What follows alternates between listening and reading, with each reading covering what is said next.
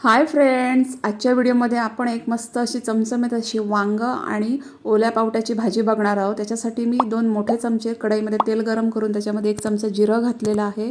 जिरं चांगलं फुलल्यानंतर मी त्याच्यामध्ये थोडा हिंग घातलेला आहे आणि हे 2 कांदे आहेत तर ते मी उभे चिरून याच्यामध्ये घातलेले आहेत। कांदा उभा चिरूनच घाला, छोटा कांदा घालू नका। उभा कांदाच ह्या भाजीमध्ये खूप छान लागतो। तर कांदा व्यवस्थित परतवून घेतलेला आहे। कांदा अगदी मऊ झालेला आहे। आता याच्यामध्ये मी 2 चमचे आलं लसूणची पेस्ट घातलेली आहे आणि ती पण कांद्यासोबत व्यवस्थित परतवून घेतलेली आहे। तिचा कच्चेपणा गेला पाहिजे इथपर्यंत ती त्याच्यामध्ये परतवून घेतलेली आहे। जेव्हा काही घरात एखादा समारंभ असेल, काही खास पाहुणे जेवायला यायचे असतील तर त्यावेळी तुम्ही ही भाजी करू शकता। खूप अप्रतिम अशी भाजी तयार होते। तर याच्यामध्ये मी 1 चमचा हे बेडगी मिरची पावडर घातलेली आहे। तर याने काय होईल, ते भाजीला मस्त असा लाल रंग येईल। तर छान अशी कांद्यासोबत मी ही बेडगी मिरची पावडर परतवून घेतलेली आहे। तुम्ही काश्मीरी मिरची पावडर पण इथं वापरू शकता। इथं मी 2 टोमॅटो आहेत तर ते बारीक चिरून घातलेले आहेत आणि ते कांद्यासोबत परतवून घेतलेले आहेत। हे सगळं करताना गॅसची फ्लेम मिडियम ठेवायची आणि इथे मी अर्धा चमचा मीठ घातलेला आहे, जेणेकरून टोमॅटो खूप लवकर शिजून येतील। तर छान असं मीठ मी इथं एकत्र करून घेतलेलं आहे आणि हे बघा छान असं एकत्र करून घेतल्यानंतर मग मी याच्यावर गॅसची फ्लेम मंद ठेवून याच्यावर झाकण ठेवलेलं आहे आणि हे सगळं असं छान असं वाफू दिलेलं आहे। तर तुम्ही बघू शकता, एक 5 मिनिटाची मी वाफ दिलेली आहे। टोमॅटो एकदम मऊ झालेला आहे। मस्त असं मी टोमॅटो त्या कांद्यासोबत मी व्यवस्थित एकत्र करून घेतलेला आहे।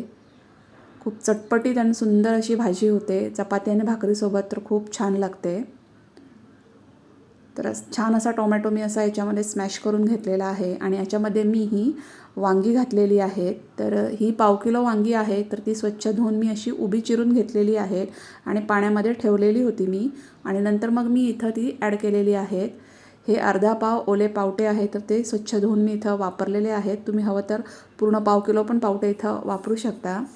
इथं मी पाव चमचा हळद घातलेली आहे। त्याच्यामध्ये नंतर थोडा मी माझा घरगुती मसाला घातलेला आहे। तुमचा कोणताही घरगुती मसाला इथं वापरू शकता। आणि नंतर मग मी याच्यामध्ये ही 1 चमचा धणा जिरा पावडर घातलेली आहे। 1 चमचा ही कसुरी मेथी आहे तर ती मी हातावर बारीक चोळून मी याच्यामध्ये घातलेली आहे आणि चवीनुसार मीठ घातलेलं आहे। मी अगोदर पण मीठ वापरलेलं आहे तर त्याचा अंदाज घेऊन नंतर मीठ घालायचं। आणि नंतर मग मी याच्यामध्ये हा एक बटाटा आहे तर तो मी उभा चिरून असा घेतलेला आहे। असा उभा चिरलेला बटाटा ह्या भाजीमध्ये खूप छान दिसतो। तो पण बटाटा मी याच्यामध्ये घातलेला आहे आणि सगळं असं छान असं एकत्र करून घेतलेलं आहे।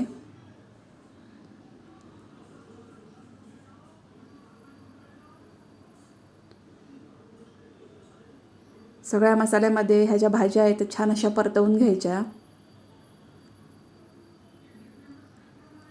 सणाच्या दिवशी तुम्ही ही भाजी करू शकता किंवा घरात काहीतरी एखादं शुभ कार्य असेल त्या दिवशी तुम्ही ही भाजी करू शकता।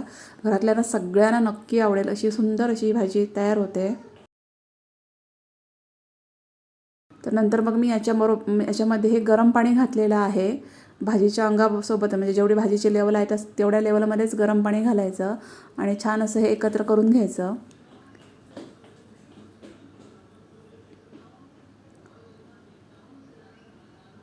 आणि याला एक चांगली उकळी येऊ द्यायची।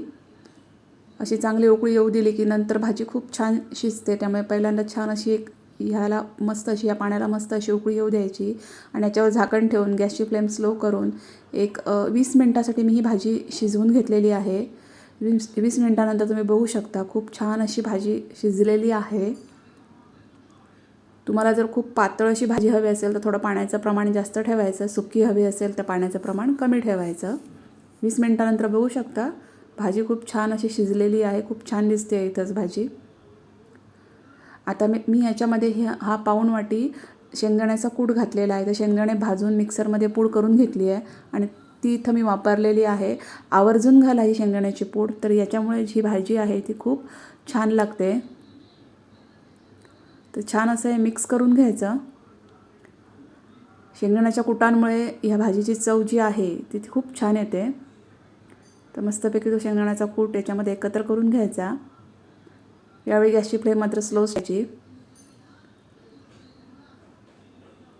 आणि नंतर मग याच्यावर मी हिरवी कोथिंबीर घातलेली आहे। आपली जवळजवळ भाजी आता होत आलेली आहे. आणि नंतर पुन्हा एकदा मी ही भाजी एकत्र करून घेतली.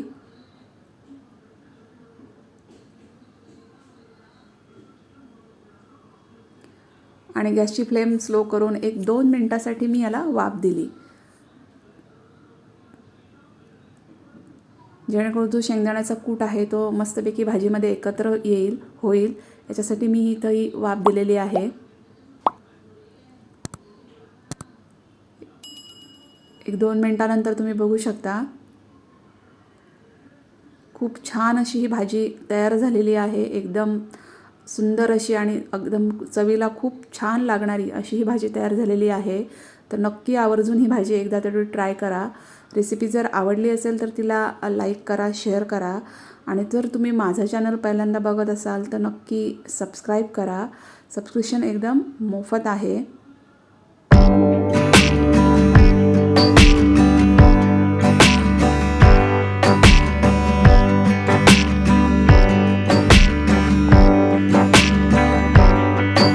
व्हिडिओ बघितल्याबद्दल थँक्यू.